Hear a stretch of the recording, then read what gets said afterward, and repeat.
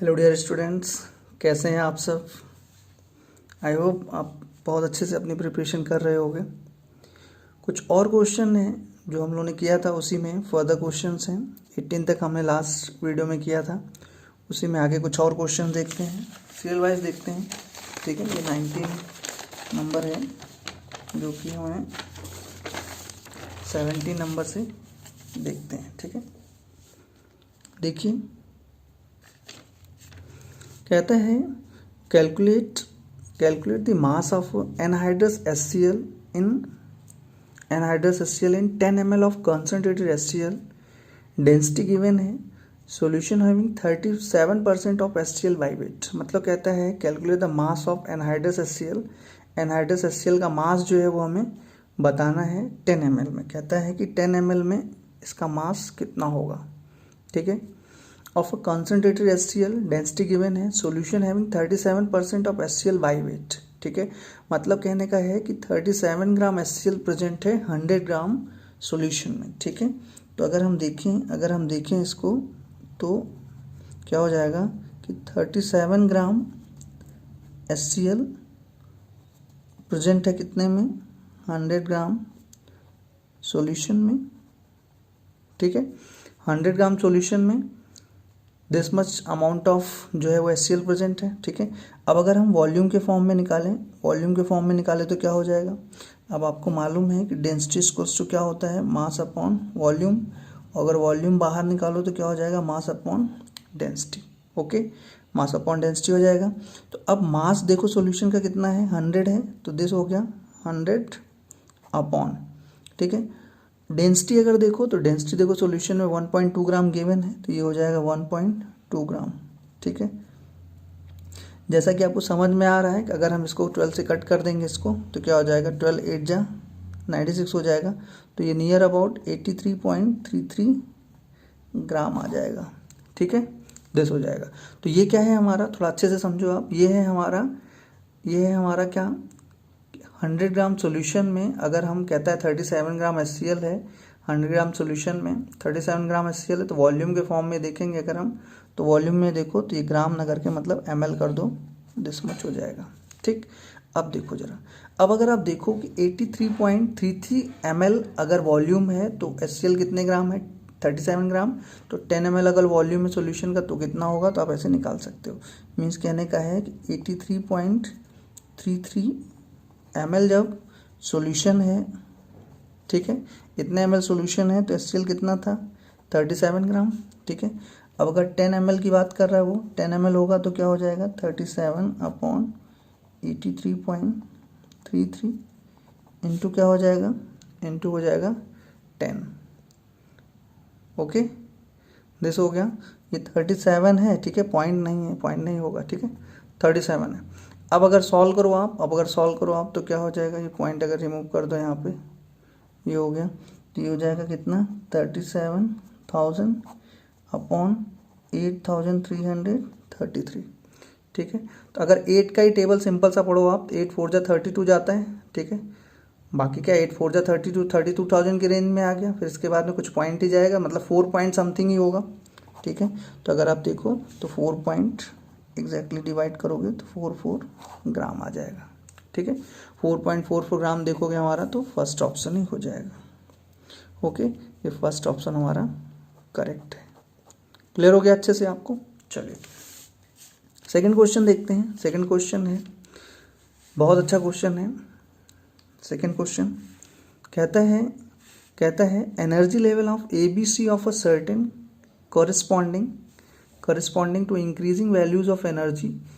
कहता है ये है, EB है और EC है, ग्रेटर देन EC है, फिर EB और ये सबसे कम एनर्जी ये का, सबसे हाईएस्ट EC का। ठीक है, फिर है कहता है if λ1 λ2 λ3 are the wavelength of radiations.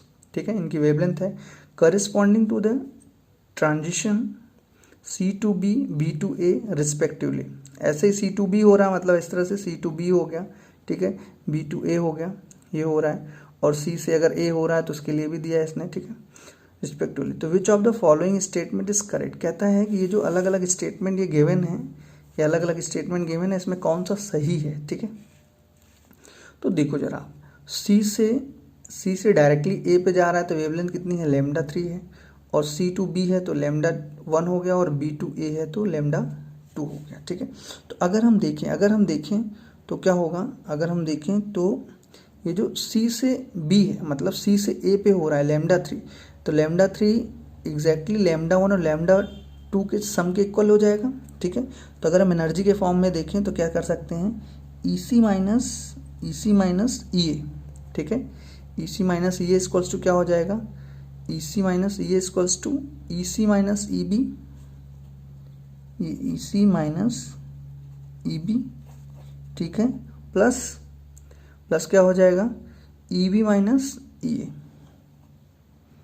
E B minus ई।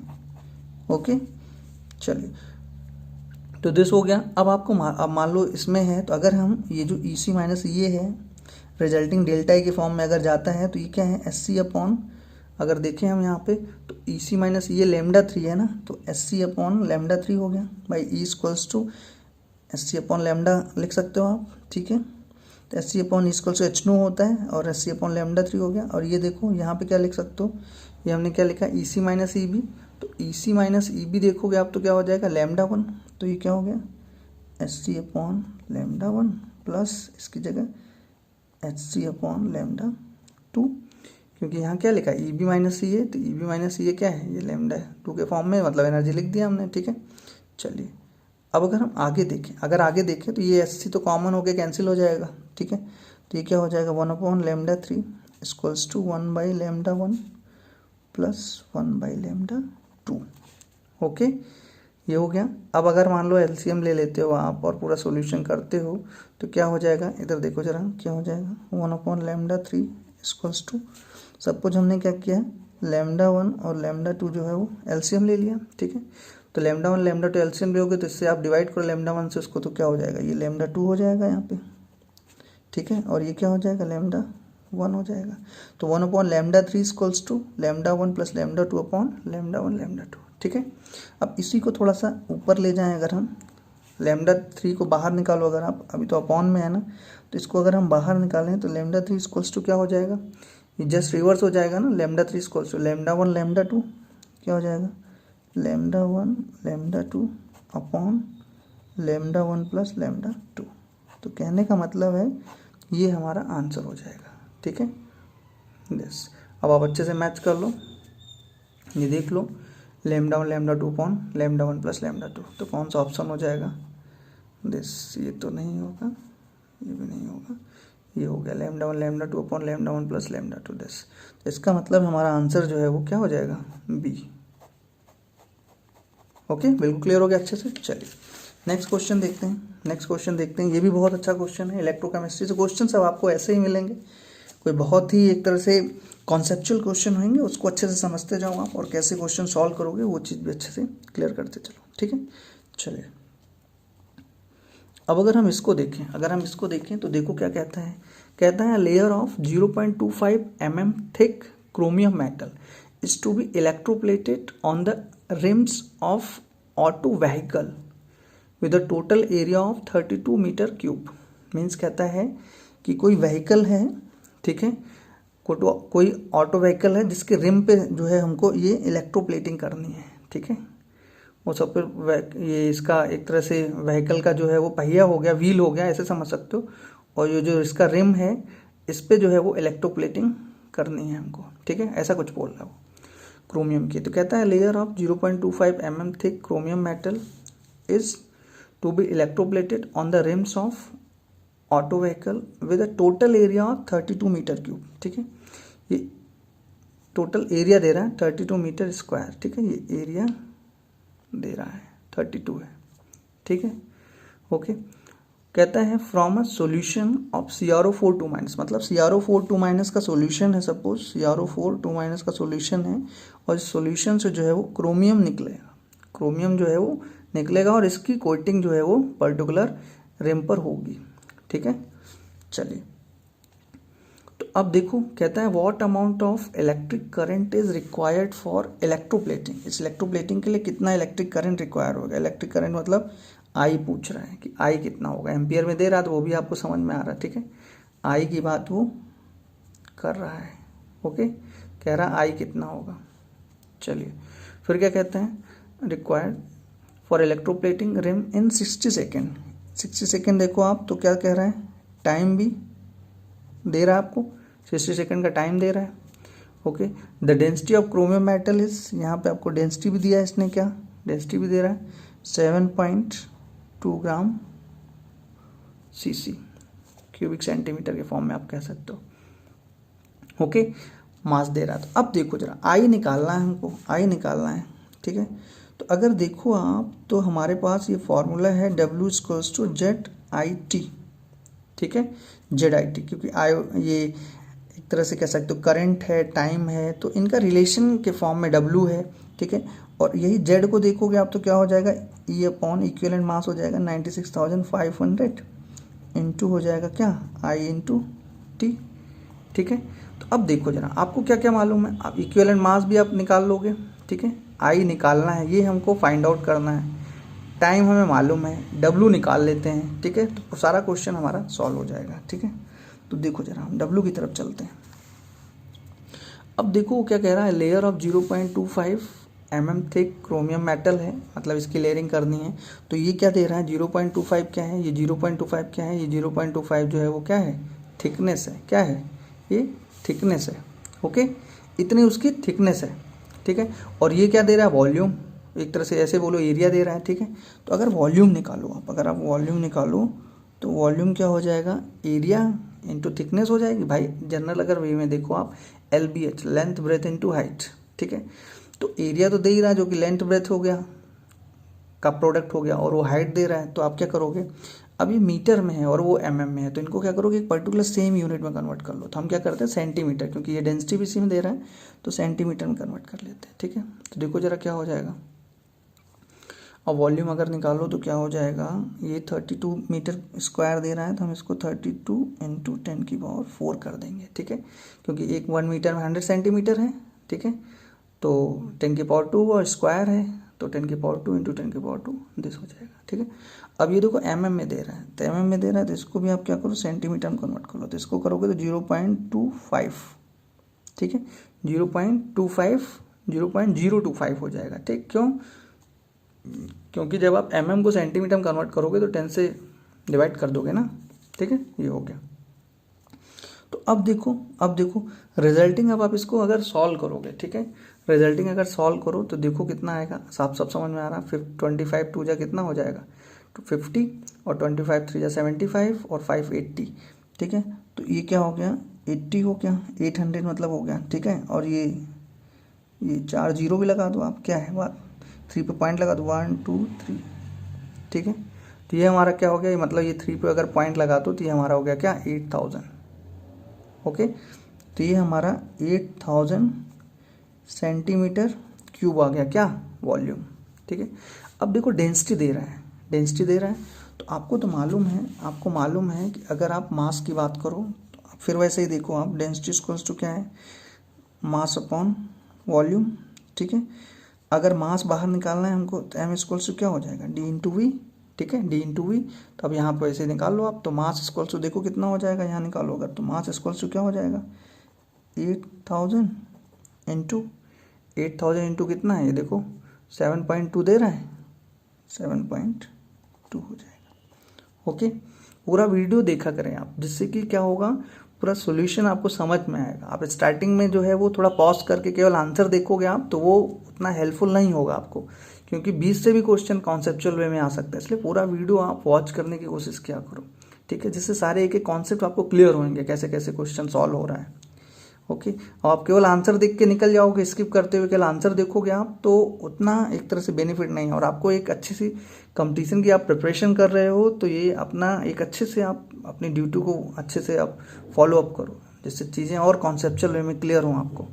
और केवल आंसर देखोगे तो उतना बेनिफिट नहीं होगा आपको। तो अब आपकी चॉइस है, आप कैसे करते हो, ठीक है। चलिए, तो अब ये देखो 8 2 जा 16 हो गया, 8 2 जा 16 हो गया, और 8 7 जा 56, और 1 57 हो गया, ठीक है। और यहाँ पे क्या है, 2 0 लगा दो, तो ये हो गया ना, दिस आ गया 57,600, ठीक है। दिस 67,600 हमारा ये क्या हुआ, मास है, तो हम इसको क्या बोल सकते हैं, ग्राम में ले सकते हैं। ओके, तो अब देखो इस पर्टिकुलर फार्मूले में फिट होने के लिए तैयार हो गया ये, ठीक है। तो देखो W इक्वल्स टू, अब अगर एक बार फिर से हमने यहाँ पे लिखें W equals to E upon 96,500 into I into T। I को बाहर निकाल लें, ठीक है। आई अगर हम बाहर निकाल लें तो देखो क्या हो जाएगा, 96,500 इंटू W कितना आया है, W आप देख रहे हो कितना है, W देखो आप कितना है, 96,000 कितना है, ये यहाँ से 57,600, ठीक है। तो क्या हो जाएगा, थोड़ा अच्छे से देखो आप, ये 57,600, ठीक है, अपॉन दिस हो गया ना। अब देखो टाइम है, तो टाइम कितना है आपका 60, टाइम 60 है, 60 सेकेंड दे रहा है ना, और ये ई है। अब एक बड़ा क्वेश्चन आता है ई के लिए, तो ई देखोगे आप तो कैसे निकलेगा, अगर ई निकालो ना तो यहीं अगर साइड में यहाँ पे मान लो देखते हैं थोड़ा सा, इक्विवेलेंट मास निकालो अगर इसके लिए, क्रोमियम के लिए, तो यहाँ पे देखो आप क्या होगा, उसका मॉलिक्यूलर मास कितना है, 52 है, ठीक है, 52 है मॉलिक्यूलर मास जो कि गिवन है, अपॉन एन फैक्टर हो जाएगा, ठीक है। एन फैक्टर कितना होगा, तो एन फैक्टर देखो CR, अब यहाँ पे देखो कितना है, 4 2 8 -8 और 2 गया, तो इसके ऊपर क्रोमियम के ऊपर कितना आएगा, +6, और ये क्रोमियम ही है तो +6 से 0 हुआ, तो अगर निकालोगे आप तो क्या है, +6 हो जाएगा। तो इसका मतलब है आप इसको क्या करोगे, ये 6 से क्या करोगे, डिवाइड कर दोगे, तो 52/6 हो जाएगा। तो आप क्या करो यहाँ पे, आप यहाँ पे क्या करोगे, 52 हो गया और ऊपर जो है वो 6 हो जाएगा। ओके, अब आप ये पूरा अच्छे से सॉल्व कर लोगे तो समझ में ही आ रहा है आपको, ये चला जाएगा, ठीक है। ये पूरा अच्छे से सॉल्व कर लोगे तो सॉल्व करके देखोगे आप तो एग्जैक्टली जो हमारा आंसर है वो डी नंबर आ जाएगा, ठीक है, दिस। ओके, पूरा सॉल्व करने पे दिस हो जाएगा, बिल्कुल अच्छे से क्लियर हो गया।